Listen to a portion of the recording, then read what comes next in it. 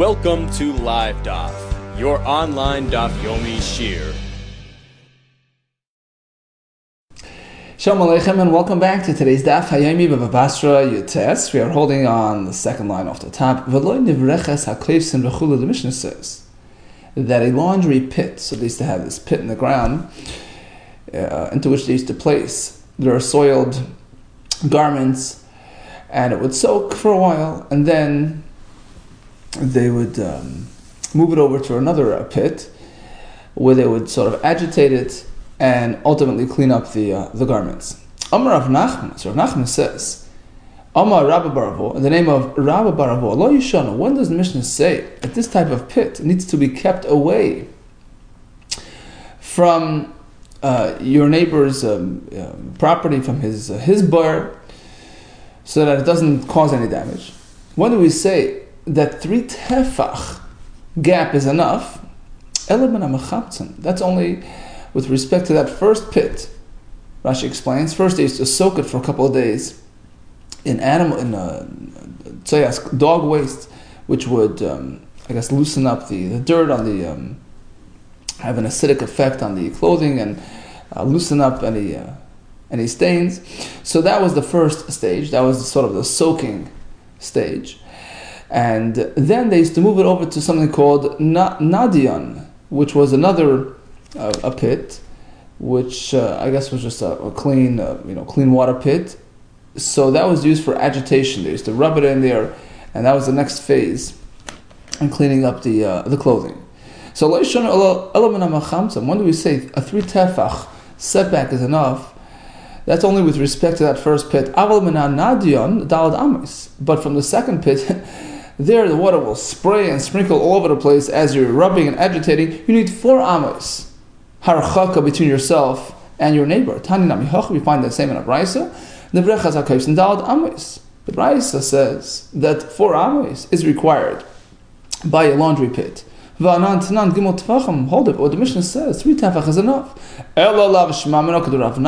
This proves Rav Nachman's point. It depends what you're speaking about. This pit is, for this pit, 3 tefach is enough, and for the other one, 4 amos is required. Others had another version of this discussion, that actually it started with a kasha, and Rav Nachman came to answer the kasha by way of making that distinction between different types of holes. Tanan, we have an our Mishnah, Nivrechas HaKoifsin, Gimel Tfachim, and 3 tefach setback is enough for the Nivrechas HaKoifsin, Tanya Arba Amos, but we have another brisa which seems to present a different shir of 4 amos. On that, we have Omar of Nachman, Omar Rabba Baravo, so it wasn't stated as a standalone statement, rather in response to an apparent contradiction between the Mishnah and the brisa. Like Hash, the answer is Kan min HaMachamtzon, Kan min Hanadion, depends which pit. One requires 3, one requires 4 amos. Rav Chia Brei de Rav Avya, Masn lo behedya. He had a totally different a brisa, clear brisa, where we find this distinction. Elam ken hirchek misfas machamtzon l'koisel gimot tfachim. The brisa clearly says that the harchak of gimot tfachim is sufficient only by the machmetzon. By the way, it's called machmetzon because it's like chometz, like vinegar, like it becomes affected by the acid content of that material. So in any case, the brisa clearly says that the harchak of gimot tfachim is only misfas machmetzon l'koisel. Then you have gimel tfachim. Apparently, if it's the second phase, the rubbing phase, the agitation phase, which creates a sprinkling effect all around you, for that type of situation, 4 amos is required. V'sad b'sid. So Mishnah says you have to keep away, and v'sad b'sid, add a layer of lime. You have to seal, right, waterproof your pit or whatever. The question is like this: v'sad b'sid tanan, oidom oy sad b'sid tanan. How do you read it?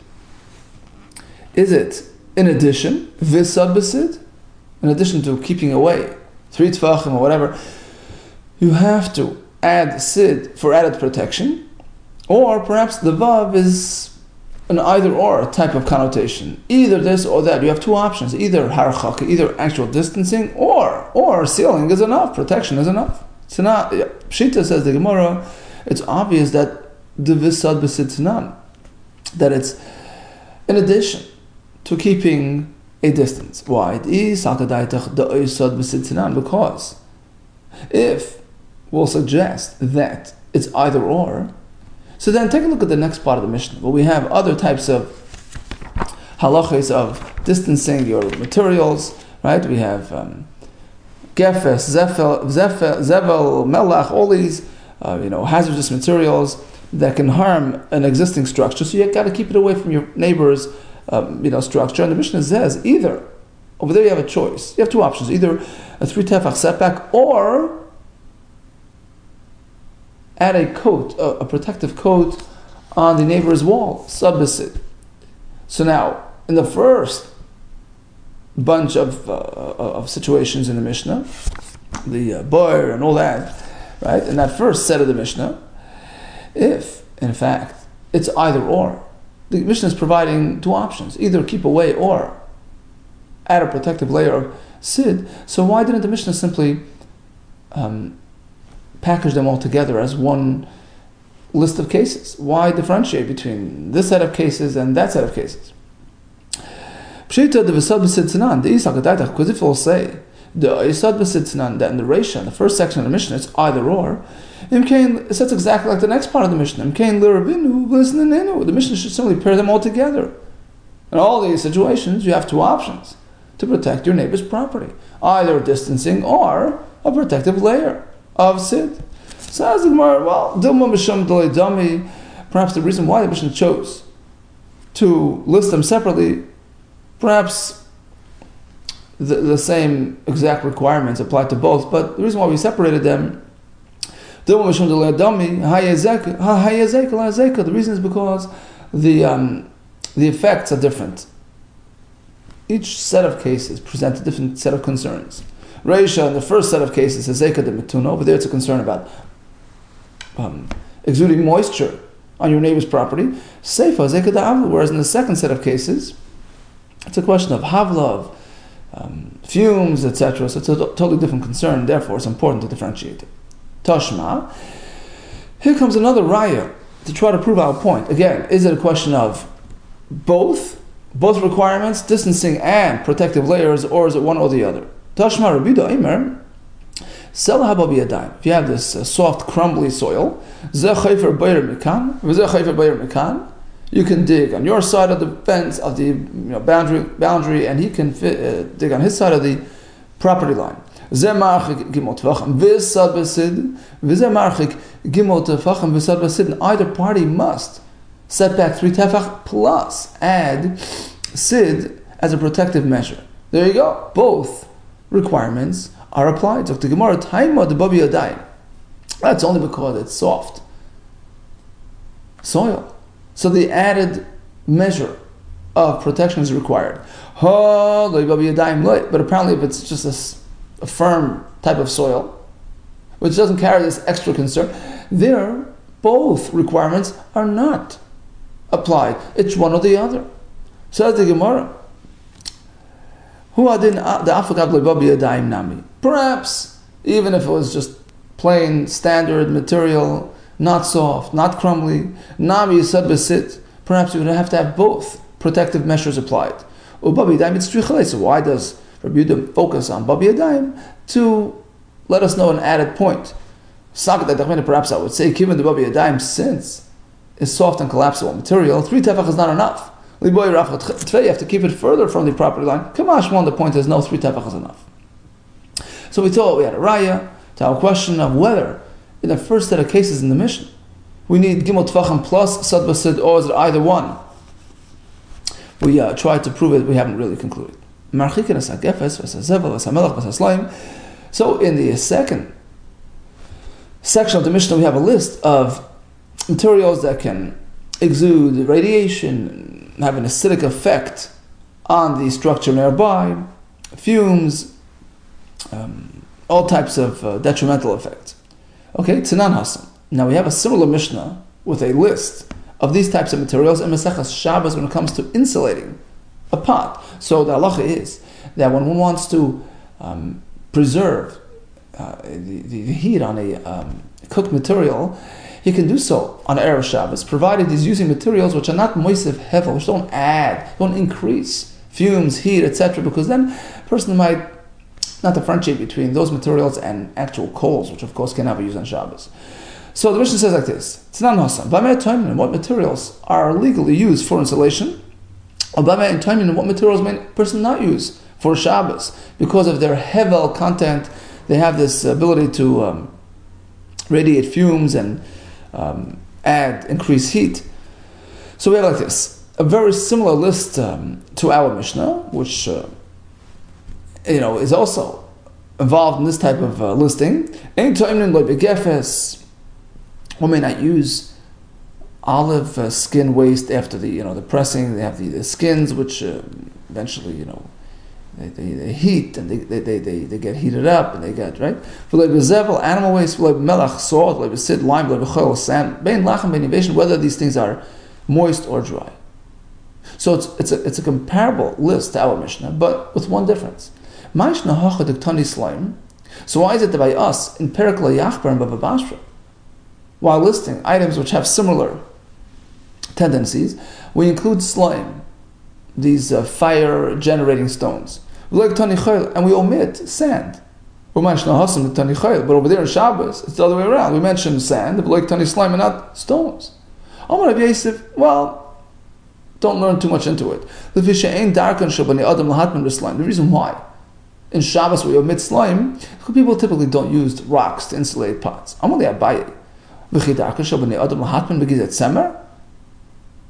So if we're working with only things that are commonly used, why does the Mishnah mention wool shearings, combed sections of purple wool? That's not commonly used. The sanya, the Mishnah says you can use all these types of materials, wool shearings and combed wool and combed purple wool, and muchen is worn out wool material. But they cannot be moved on Shabbos because of muktzah concerns. But bottom line, we do make reference to uncommonly used materials. Elam Rabbi says Abaye. Well, the Agadol of Reyah, regarding your question why we omitted an item here and an item there, well, is a pasuk in Iyov Yagadol of Reyah. Let his friend reveal on him. Basically, what he's saying is that there's no difference between the lists. We just meant to match them up and fill in the blanks. Tana hacha slime. So over here in Bava Basra, we do include slime, and the truth is we should include a sand as well, like we find in Mesechus Shabbos. Tana hasam chayil. Over there we mentioned chayil. The slime, and of course we should add slime as well. Really, there's no discrepancy between the Mishnahs. It so happens to be that we should we're just meant to compare the two lists and fill in the blanks. If you want to employ this type of a formula, that since the list does contain many, many elements of the other list, that allows us to simply fill in the blanks. So then why even bother going through all the items on the list? Just mention all items in one area, in one context, either in Bava Basra or in Shabbos, and that's enough. And in the other sugya, just mention one item, which will indicate, well, we want to bring them all, import all the other items as well. Who won't understand to import the other items as well. We don't do that. Rather, we have a pretty comprehensive list, except for one item. Elamah Rava says, Rava, I'll tell you why. The Mishnah specifically omit slime over there in Shabbos by Hatmana and chayil over here in Bava Basra. You know why slime aren't mentioned in Shabbos? Because it rubs or it scrapes. Some say it means it rusts. It brings rust to the pot. Basically, nobody wants to use. Nobody uses stones for insulation, so it's not really practical. There's no purpose in mentioning it. You know why? In Bava Basra, when we speak about distancing yourself and harchakas and zaken, we don't mention the chayil material because it's not applicable. Because sand has an interesting type of character. If it comes into contact with heat, if it absorbs heat, it exudes heat. It's sort of like a conductor, right? And if it absorbs cold, it exudes cold. So basically, there's no reason to be concerned about sand per se. You can place sand near your neighbor's wall, right? Presumably it's cool, it's cold, it's not going to affect it, right? Because from something hot it heats up, and from something cold like a wall, it cools off. Says the Gemara about Tani Rabbi Yehuda Kessler, but Rabbi Yehuda in his brisa in the Tosefta does include sand material as well when it comes to Bava Basra. Says the Gemara Hasam and Matuna, there we're speaking about moist sand, which is detrimental to the structure. Well, Tana de Danami listening, so why doesn't our Tana of our Mishnah include sand? But look, Matuna will understand that we're speaking about moist sand, which is a concern. Well, there's no reason to discuss moisture generating materials because we already discussed this irrigation ditch, this canal, which is a water concern. So why repeat with another water concern? But what do you mean? The Mishnah does mention amasamayim, which is a moisture, water concern, and in addition to that, the Mishnah does mention the laundry pit, which of course is a moisture concern. So we see that we duplicate similar concerns. Well, each one there has a special lesson. Hanu tzrichi, both are needed. The itan amasamayim. If we only mention the amasamayim, which is a set, established, permanent type of irrigation ditch, mishum dekviya. So this water supply canal is something which is set and permanent in place. Of course, it presents an ongoing, constant concern and can be detrimental to the structures nearby. When it comes to this laundry pit, which apparently isn't a permanent phenomenon, so perhaps it doesn't have such a detrimental effect on the area, and perhaps there's no concern. That's why the Mishnah mentions it as well. On the other hand, if you thought on the had the Mishnah only mentioned the laundry pit, I would say, well, there's an added concern there, because it's set in one place, it's not moving. Still, stationary waters can sometimes be more detrimental than flowing waters because they sit in one place and they trickle slowly into the depths of the soil below, which can undermine your friend's foundation. But a flow-through canal, so since it's a flowing channel, so perhaps over there, the water is just zooming by and not really getting deeply absorbed into the ground below. Perhaps there's no concern. That's why the Mishnah seeks to mention both. Both are a concern. But when it comes to mentioning sand, which is just another sort of subset of a moisture concern, there's no point. The Mishnah did not seek to mention that. So you meant to keep away the zroim, plants, your plow from your neighbor. Asks the Gemara, zroim, typically mishmach reisha. Why even mention plants? Apparently you have to plow it before you plant. So there you go. You're not meant to plow nearby, so once you can't get to the plowing, through the plowing process, how are you going to plant? Why even mention planting? Because this fellow didn't use a plow, he dug by hand, so plowing wasn't a concern. And Mishnah has to add that despite that there was no charisha concern, but zroim on their own, right? The plants on their own can dig down and undermine the neighbor's foundation. Asks the Gemara, machresha, let's go the other way. Why even mention the plow? But typically, mishum zroim.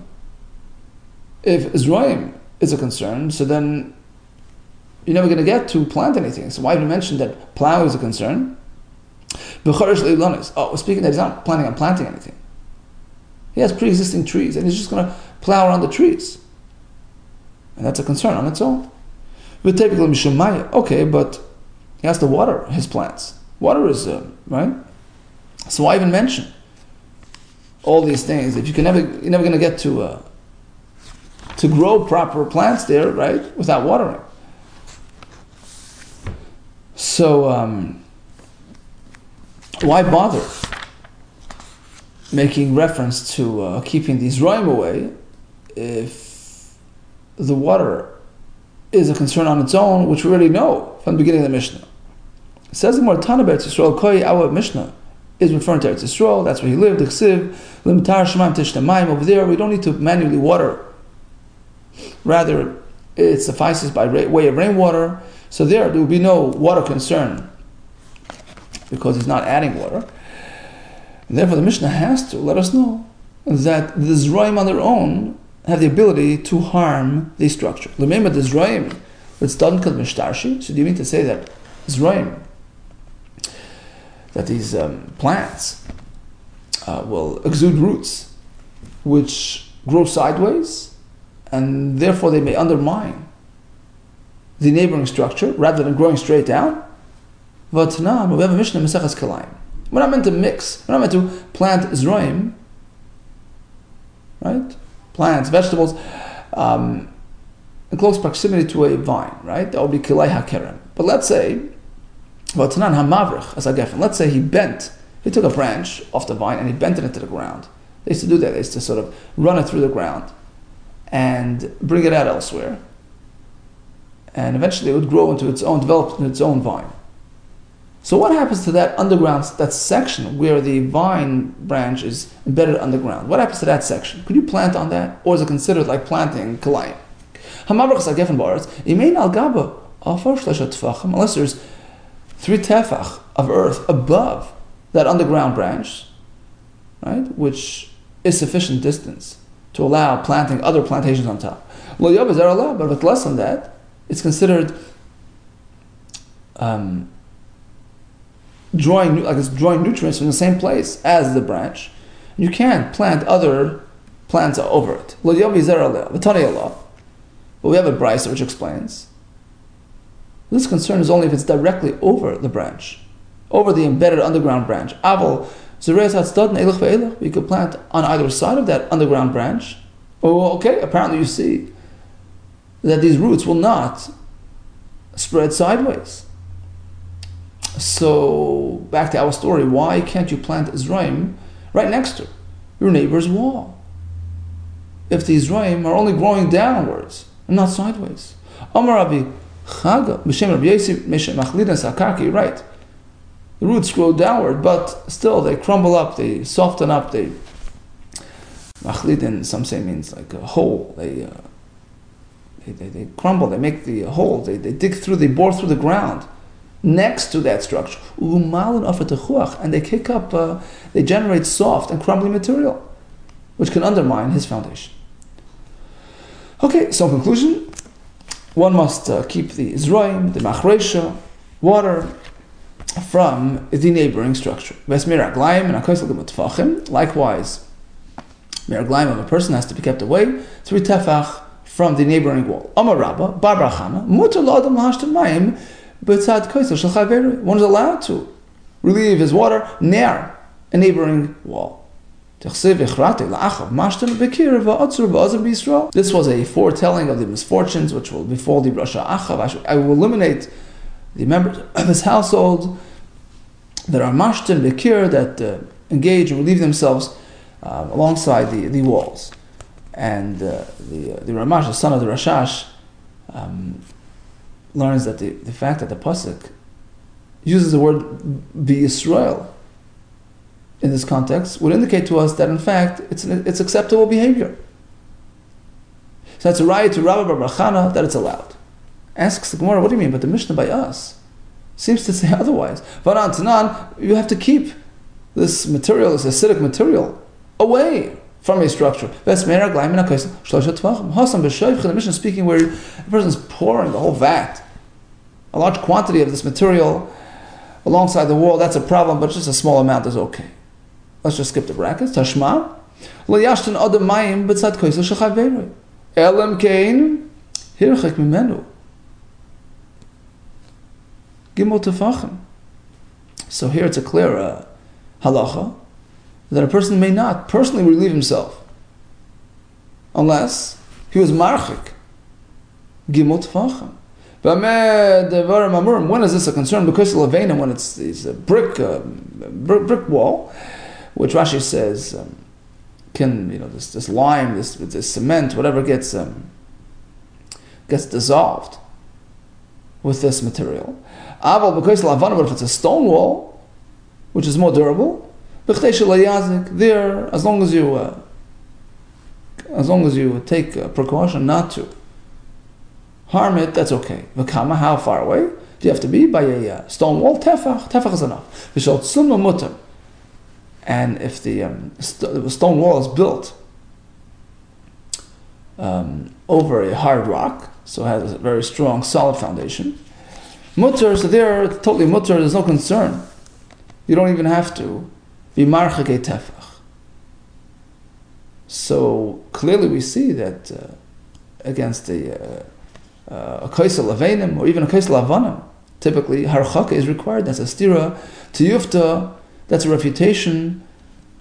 The Rabbi Bar Chana who said it's permissible to yufta asks the Gemara, Rabbi Bar Chana, didn't he bring a pasuk by Achav to prove his point? Kraka Amar. Answers the Gemara, it's not referring to a person. Hasam, Hachik Amar, the pasuk simply meant Afilu Midi, the darker the Shtuni Bekir, even this creature which regularly does relieve himself against the walls, I will not leave over to Achav. Who's that? Not a person. My new, actually, it's a cow, it's a dog, but a person may not engage in this type of activity lest he harm his neighbor's structure.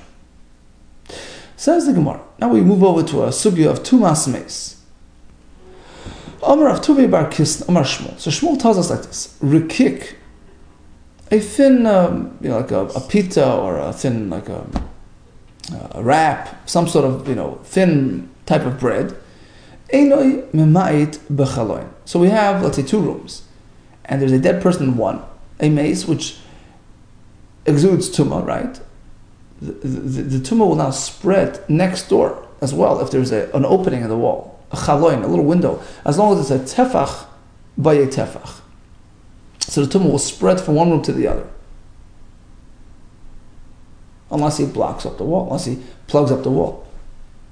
A rakik, if he places this rakik to plug up that hole, it doesn't diminish its size, it doesn't diminish its effect. Why?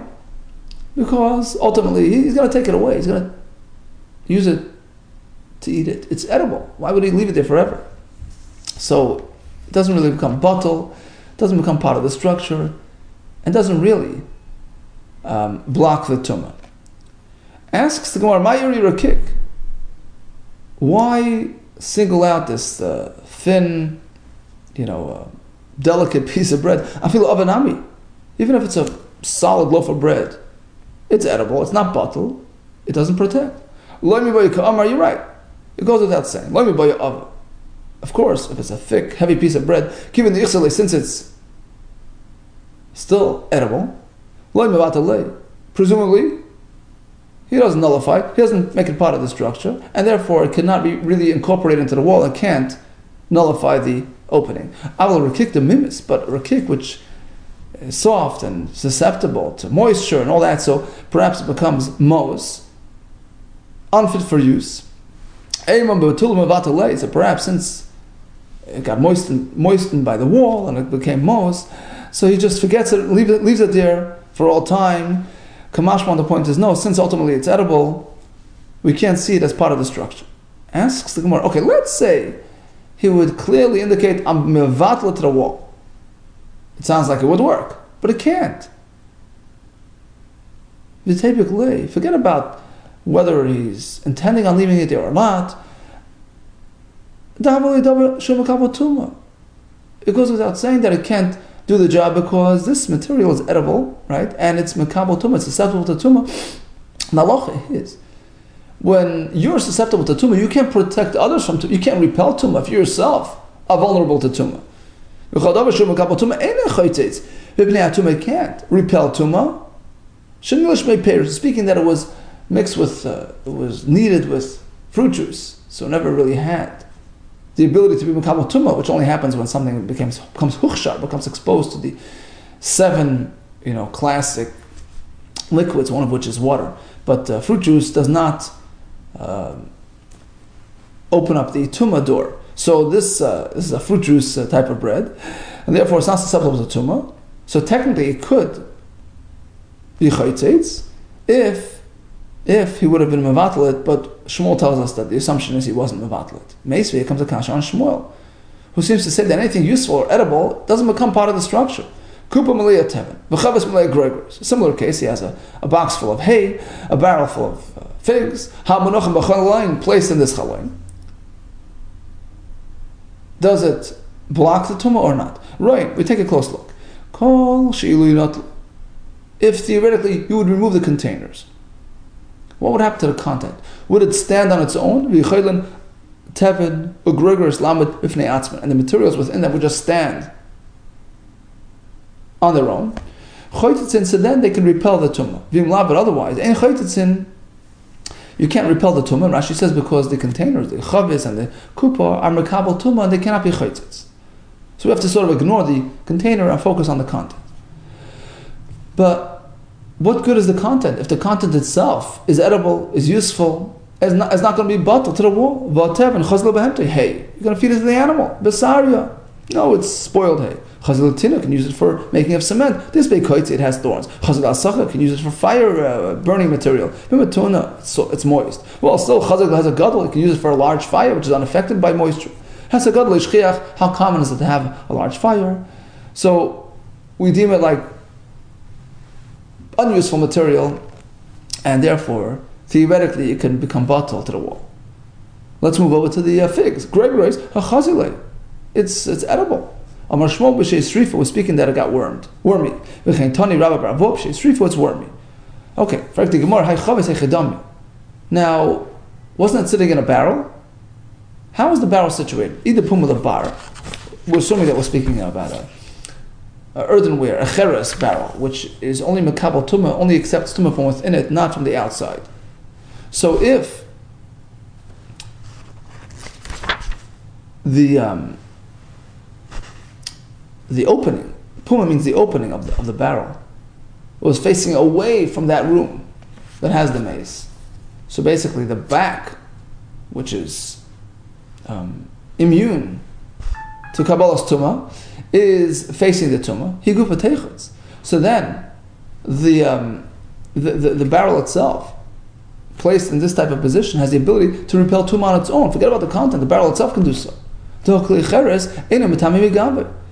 the kli cheres is not susceptible to the tumah from behind, from its back. Apparently we're speaking that the mouth is facing inward, meaning facing the tumah.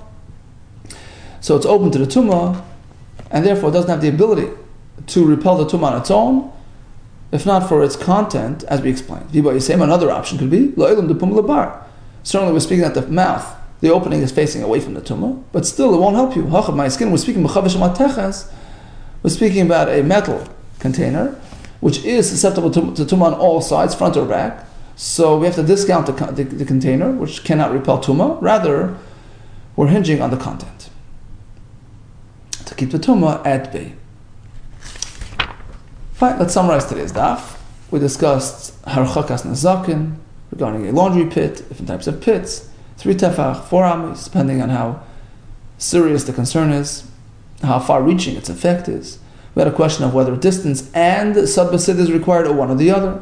Well, the safe of the mission of one or the other is okay. The ratio, we're not sure. We compare the lists of hevel generating items mentioned in Bava Basra to the list mentioned in Shabbos, and we try to reconcile the discrepancies. We discussed the chiddush of the Amas Hamayim versus Nevrachas HaKaifsin. Each one has an element not found in the other. Each one has a chiddush. Zroim, Machresha, Mayim, all are to be kept away from these structures, Meraglaim as well. And we moved on to Tumah, things which are chaytzis b'nei Tumah. It has to be something which is not makabel Tumah, and something which is incorporated into that structure. All the best to you, and Atzlacha Rabbah.